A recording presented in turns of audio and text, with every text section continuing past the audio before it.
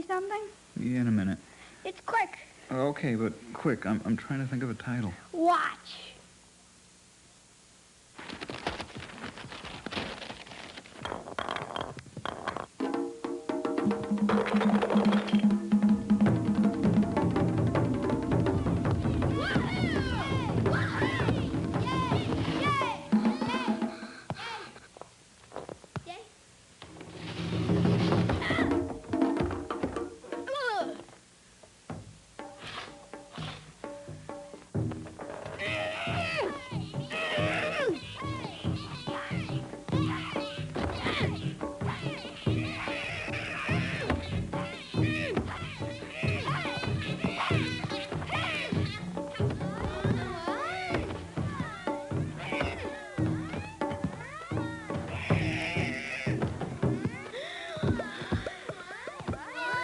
You could help. Hey, hey.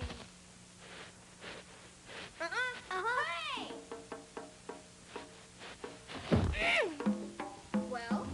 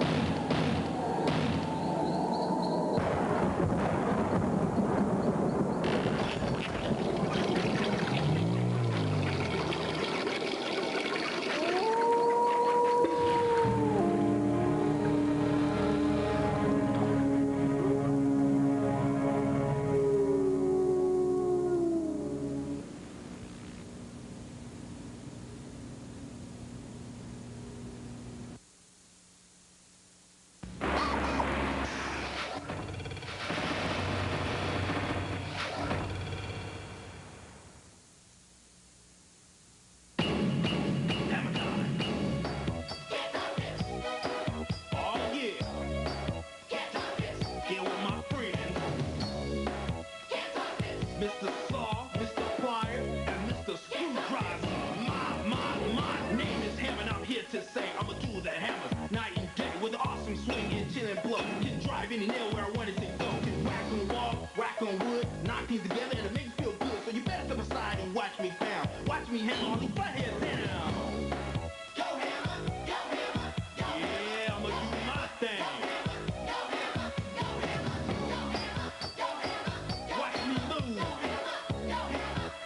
Cause I'm in full effect. Call me Hammer cause I'm way cool. When Hammer's on the scene, I totally rule. Don't twist, don't pull like a pair of pliers. Don't screw things down like a screwdriver. I'm a hammer, busting on any old nail. Give you lots of room and watch this home do lair. You better step aside and watch me bang. You can't stop this, it's the hammer thing. Go Hammer! Oh yeah, like I said before, we are in full effect. You can't stop this, like I said. Way cool, but Hammer is a tool that totally rules. You can't stop this.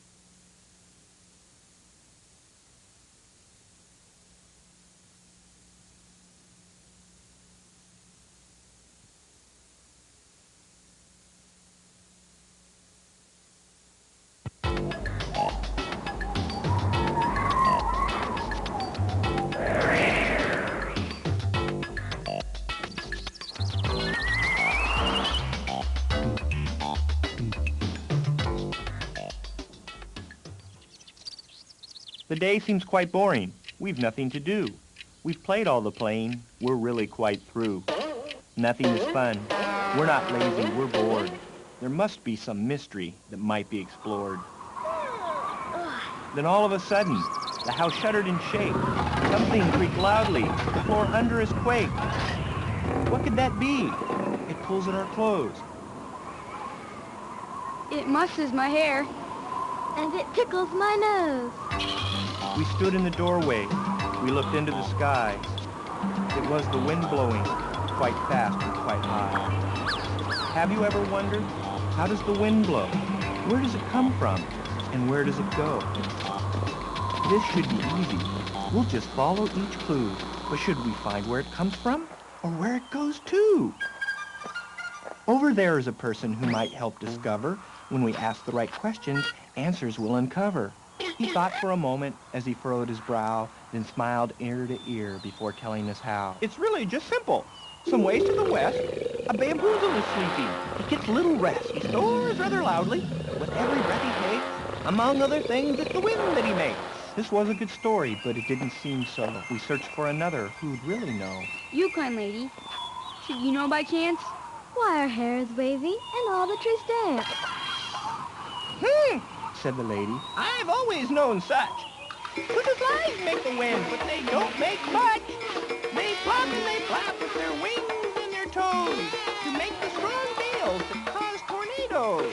I'm sure this is true, though I don't know for sure.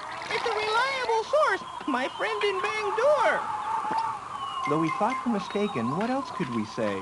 Over this hill or the next, we're going that way. A man with a mustache, sipping gurgle-gurg through a straw, caught our attention, so we asked what he saw. We wanted to know why up in the sky all the leaves whispered and the clouds wandered by. He thought for a moment, then one moment more, his hand to his chin. Some idea was in store. You young people should know that it's the wind-angle trees. They spin and they turn and stir up a breeze. We rather doubted, though we saw those trees twirling, that they cause the updrafts or the whipping and swirling. A galoot took our hands, and he asked us to sit. He answered our question just before we asked it. It's the dweezels in Dweeztown who cause all this trouble. If it was up to them, everything would be rubble. They play their games roughly with lots of wild batting and swooshing and gushing when comes from the swatting. We did not believe it, even more than before. Is everyone crazy? We must find out more. So we hiked and we hiked, up hills and crossed rivers. The wind constantly blowing, it gave us the shivers. We spied a small person who seemed quite content to stare through a microscope, his back slightly bent. Surely he would know, this scholarly man. He must know everything, or at least have a plan. Can you hear us? We yelled over the din of the wind. He put his hand to his ear. Could you say that again? Can you answer a question? We must solve it before We go back to our home. and finish this chore. The wind, he replied. Why, that's easy to say. It falls from the sky, like the rain yesterday. The Yoo-hoo machine just around the next bend, it creaks, groans, and belches. Wind blasts out the end.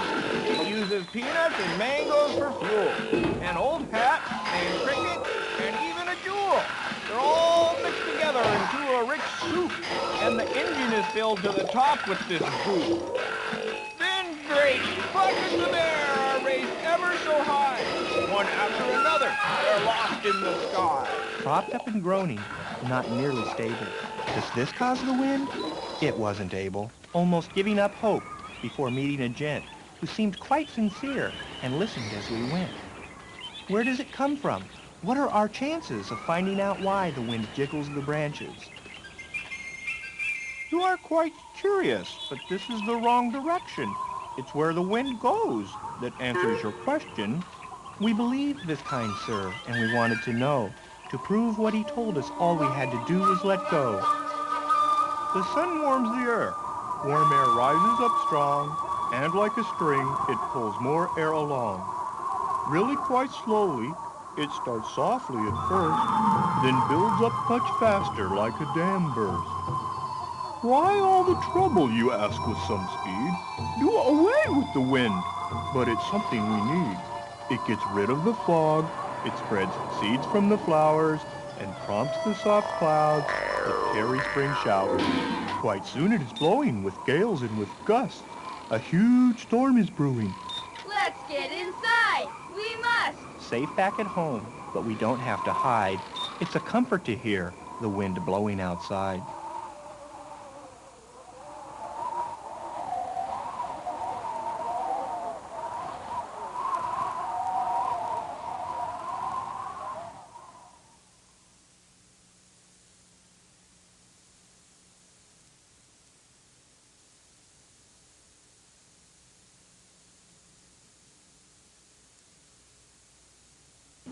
I'm Randy Croucher, an animator and programmer at Hash. I was the one responsible for how the software looks and feels. Hash Incorporated has been bringing you software for the last 10 years to achieve one goal: character animation.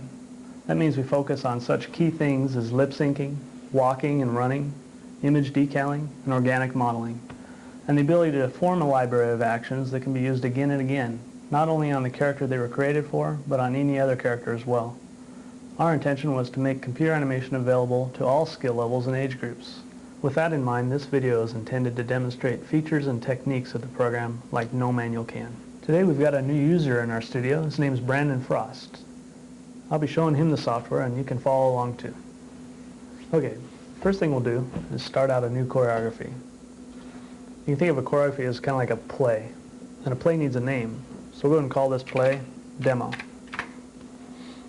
You notice a brand new window comes up with a grid. This grid represents a stage. You're looking right now from the top view of the stage. But as the director, you don't necessarily have to look from the top view. We can rotate around this stage, look at it from any view you want. There's a drop down up here which you can choose any of the orthogonal views like right, top, bottom. So let's go back to the top. You'll notice this purple pyramid out here. This represents the camera and the camera's cone. As you rotate around, you can see this cone is a three-dimensional cone. Anything within there is what the camera sees. And one of the views is from the camera. This is what the camera is going to get and what the renderings are going to output. So we'll go back to the top view now. This camera comes in as a default location. You don't necessarily have to use this default location, and very commonly you probably won't. To tell the camera where you want it to go, you need to add what's called a path. We can do that by clicking the Add button and placing a point out on the stage. This new point is where I want the camera to go. So we've got little icons over here that represent things that you might want to go on a path. We'll click the Assign Camera button, and boom, there's our camera on this new point. You notice the camera is always looking at this other icon out here, which is called the camera target. It's also got a default location. I'm going to go ahead and add another path out onto the stage and tell it this is my new camera target. And you can see the camera instantly looks at it. Now notice both of these paths that I've added are single point paths, meaning that there's no movement whatsoever. This camera is going to stay in this location for the entire play. Paths don't have to be a single point. They can be a line, or they can be a curved path, as long as you want. So we'll go ahead and stretch out another line here, and we can advance through the frames now. We're on frame 1, and you can see as I advance through the frames. How are you advancing through the frames? Up in the top right corner we've got a frame number, an advance, and a previous frame. You can also use the plus and minus keys on the keyboard. Get a little faster feedback. Now remember, you've also got camera view. And you'll notice right now this gray line, we must be right on the ground. So what I'll go ahead and do now is bring up what we call a quad view. This way we can see 4 views of our choreography all at the same time. Right now we've got a top view, a front view, a right view, and the camera view. You'll notice from the front view here, this camera is right on the ground. We'll move the camera up into the air, both ends of its path, so that now, if you see from the camera view, we're looking down onto the stage from an angle. And again, we can advance through the frames, and in all 4 windows you'll see what's going on. This is a little boring. There's nothing out on the stage for us to see. So what we can do is add another path for an item to be on. This time, that item we put on there will be a character. You'll see the assign character to path requester. And this will be a list of characters that are available to put onto your path. And you can see we've got quite a few little actors here we can put on. I think the one we'll choose will be Ted. So now that we've chosen Ted, you'll see him come out onto the stage in all 4 windows. Let's go to here. You can zoom out. From any view, you can always see what this is going to look like. Notice we're looking at the back side of Ted. It's probably not the best either. And Ted isn't moving because Ted's on a single point path. I'm going to go ahead and add another point for Ted to follow. Now as you advance through frames, you'll see that Ted is following a path and so is the camera. And as I pointed out earlier, these don't have to be a linear path. This path can be curved. You can position it however you'd like. Now you'll notice our target is pretty much looking at Ted's feet. From any view you can see that our target is down on the ground. It's not necessarily where we want our target, so we'll move it up to Ted's head here. Refresh, and you'll see now that the camera is looking at his head. At any time, if you want to see what the scene's going to look like, we can get a little preview of it by clicking the preview button. And you can get fairly quick feedback of what you're going to see. Now I can go down to maybe, say, frame 15, click the preview button, click this window, and get a preview of what it's going to look like. And you can do that in any window. So there he is. Okay. And you'll notice that Ted is kind of lit up from the front here. This is also the default lighting. If you wish to adjust how your lighting affects Ted here, we can go to the top view again and add another point and place a light out in the scene onto that path. And of course it's a path also. That doesn't necessarily have to be a still light. That path can be moving too. The light can travel around the scene. You can add as many lights as you want. You can add as many figures as you want, as many paths as you want. Let's go to the front view and move that light up into the air. We've got different modes for rendering. The mode that I'm doing right now is called fast, and we don't get to see the effects of the lighting. I think what we'll do is change our lighting settings by clicking the right button on the preview, and we'll set it to be photo, which is a little slower, but we get true representation of what the scene's going to look like with its lights in it. If we render Ted now, this is what we call progressive refinement.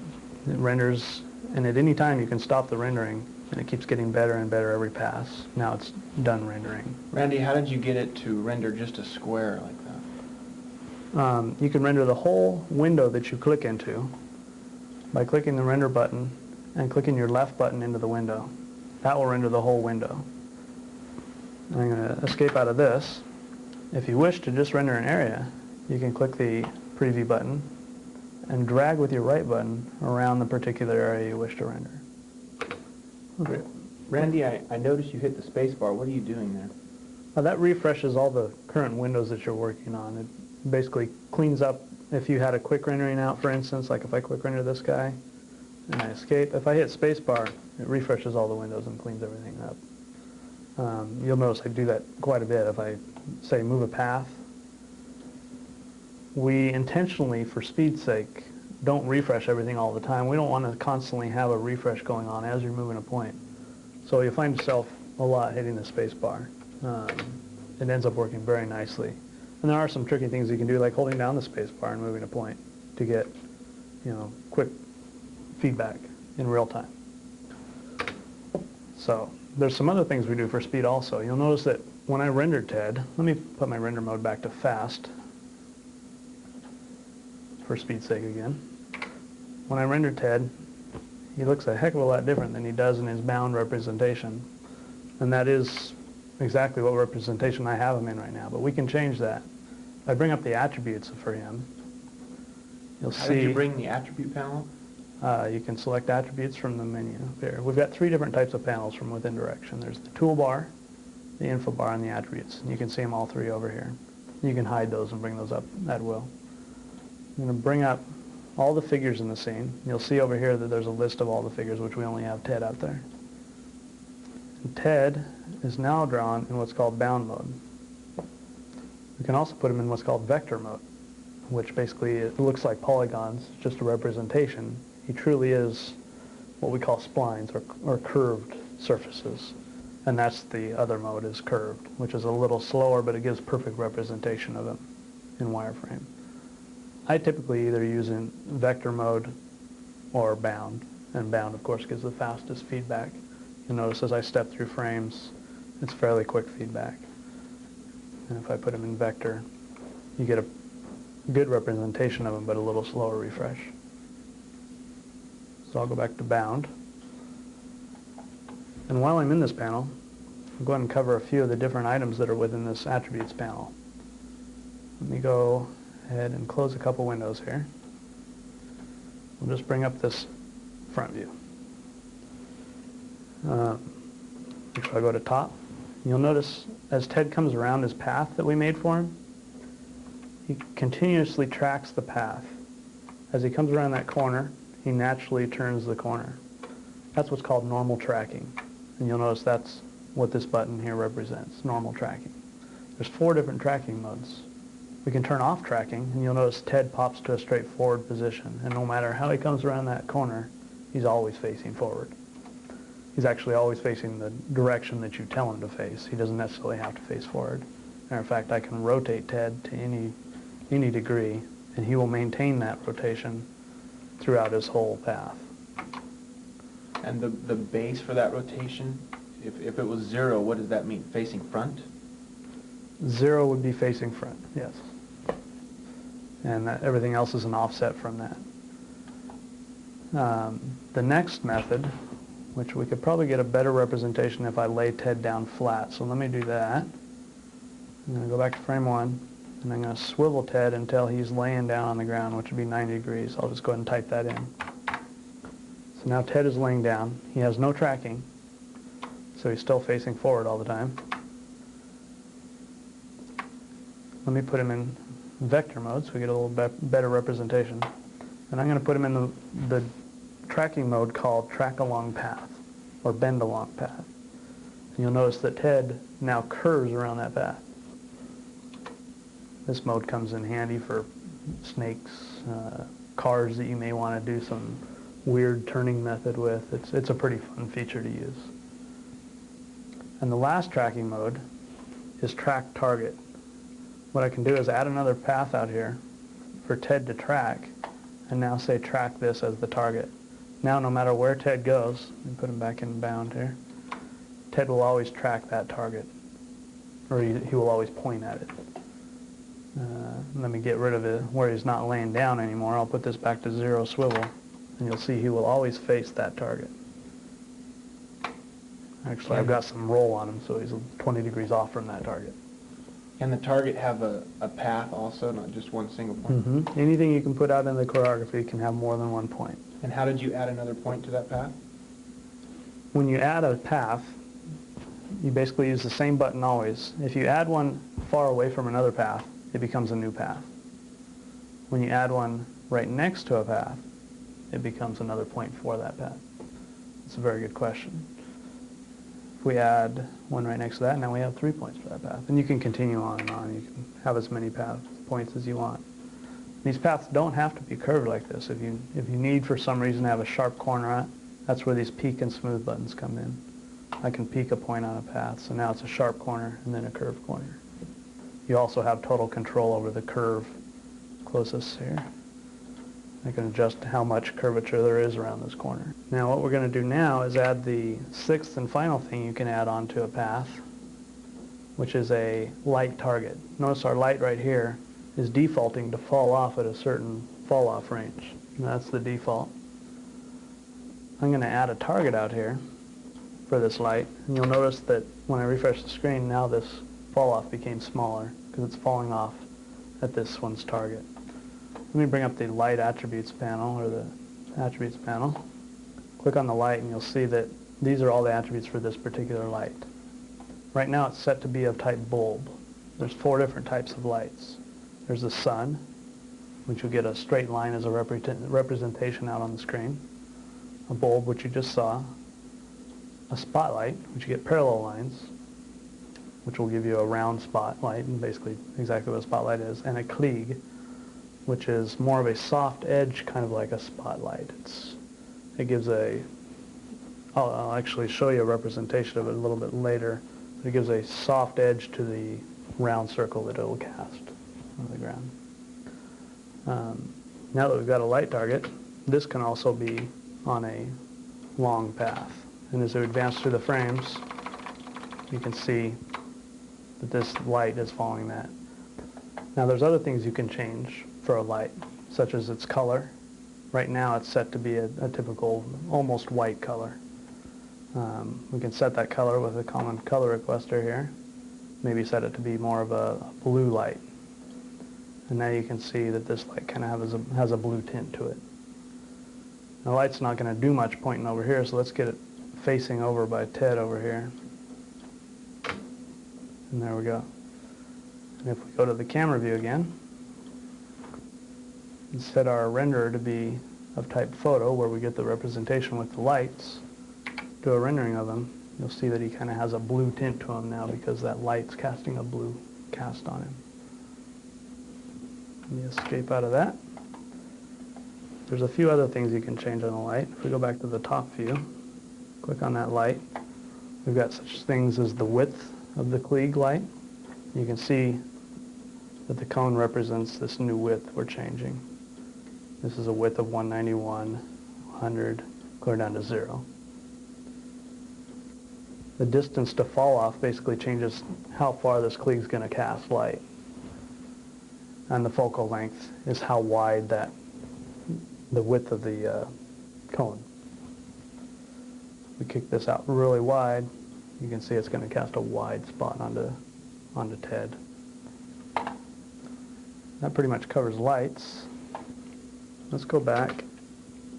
And now we'll go to the camera view again. And notice up here next to Quick Render we've got a little film strip. This is how we can generate an actual animation of what we've done so far.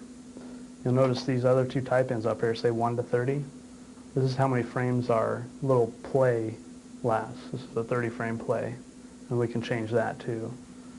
So what we'll do is go ahead and we'll step through these frames, see if we like it. Not exactly the best play in the world, but we can still get a representation of that. If you click your right button on the animation, you can get the animation settings. You've got 3 different modes for rendering. You can just have a wireframe, which it will render out.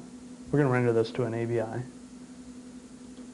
A fast rendering, which is what we were doing in the software, or a photo rendering, which will give you all your lighting and everything. We'll go ahead and do a wireframe rendering of this. That 320 by 240 out to the file name preview ABI. We'll click into the window and it will start making a preview of our animation.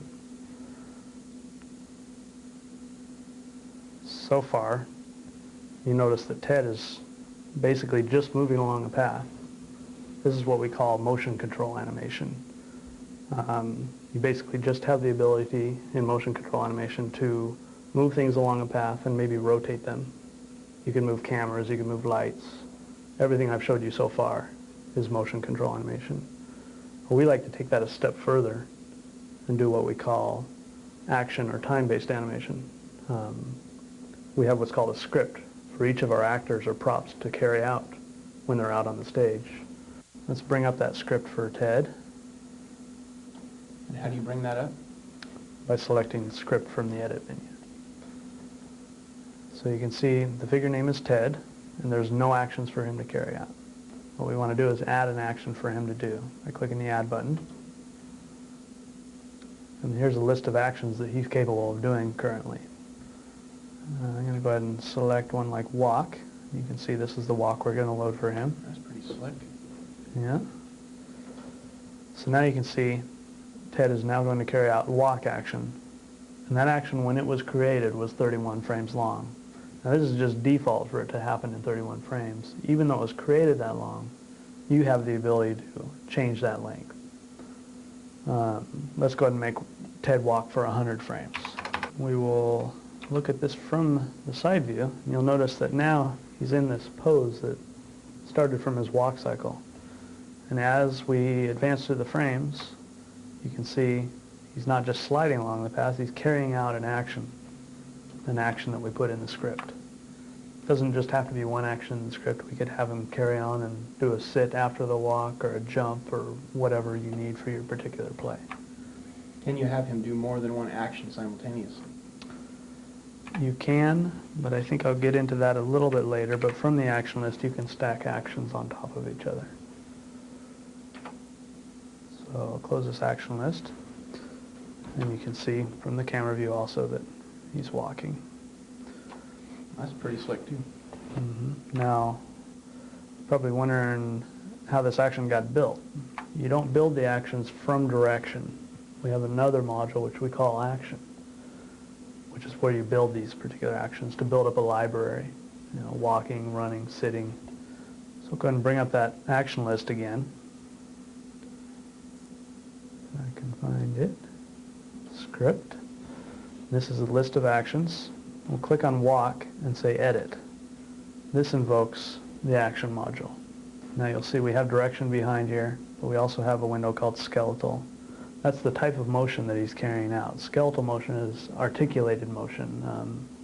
Basically every limb of his body is moving, but yet we aren't manipulating points down at the actual model level. You can tell from here, if we go to the side view, we can basically position this guy in any pose, and every one of his limbs moves with it. This is called inverse kinematics. I can grab his hand, reach up. Let me put him in vector mode so we get a little better representation of him. There we go. And now we can put his hand back down. Now this is all for frame 1. You're building keyframes as you're doing this. So if I stepped up to frame 5 on the other side of his walk, or frame 10, I could reach this hand up and touch his nose. Now if we step through these frames, I've just altered this walk action. He now reaches clear up and touches his nose as he's walking. And again, you can get a preview or a rendering from this module also. And make sure we have this set for fast. We get a quick rendering. I can see what he looks like on this given frame. On the first time that you render within the software, the rendering is a little slower than the subsequent times. The first time, a lot of calculations have to happen for the model, since it's the first time it's been loaded. But every time after that, the renderings are very quick. You can see I can render this whole guy in, under 2 seconds practically. And again, you have all the options of turning around your model within here, bringing up multiple views. If you go to the Windows menu and say twin or quad view, you can get all the views of this particular action. So this basically is skeletal. Now there's more action than you can do in just skeletal motion. There's 2 other types. There's what we call muscle motion. Let's go and click on his head here and bring up a muscle window for this head. Muscle is the movement of actual control points, or the manipulation of the true model clear down at its lowest level. For instance, if I wanted to make him smile, or facial animation, or even something as simple as going to frame 20 and pulling out his nose. You can see on frame 20 his nose is clear out, and if I step through the frames, his nose moves in over time and out. So that's a very simple muscle motion. You do all your lip syncing and animation through this too, and we have a lot of features to help you in doing that. We have what's called a group list to allow you to easily grab a group of control points. Like, it was fairly easy to group his nose there and grab it. I grouped it by using the group tool and grouping his nose. Since they protrude from his face, they're fairly easy to grab, but something as complex as maybe a mouth, it's a little more difficult to group the particular points you might want to move. And of course you can zoom in and get exactly what you want. And you can hide points by clicking the hide button. And now we can strictly only see his mouth. But once you've got these things grouped, it's kind of nice to be able to name that group. By doing that, you can recall that group at any given time. Comes in very handy when you're doing something like facial animation. I just recalled his mouth group, so you can see that here. Once you've got a group like this, you can create key shapes, which I've already created a few for Ted here. Let me open up one of those shapes. I'm going to open up a given frame that I've already made for Ted. Here's a list of the frames I've made, and they're basically just the consonant shapes for doing lip sync, like A and I, E. Here's the O sound, OO. So let's load up. Actually, I'm on frame 17. Let me go back to frame, say 5, and open up a muscle frame of the E sound. You can see his mouth just changed to the shape of an E sound.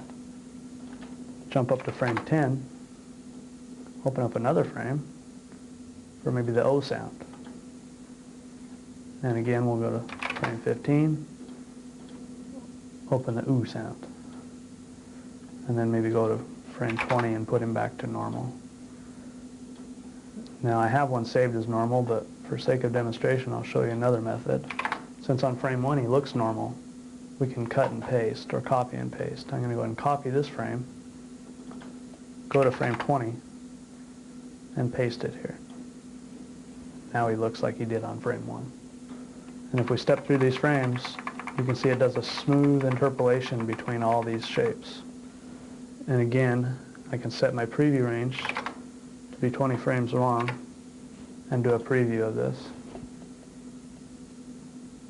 It's creating a wireframe preview as an AVI so we can see what this looks like in real time. You'll notice on this action there's a slight little problem where his feet are going through the ground. Let me close a couple of these windows up. Get a larger view of this. Let me zoom in on his feet.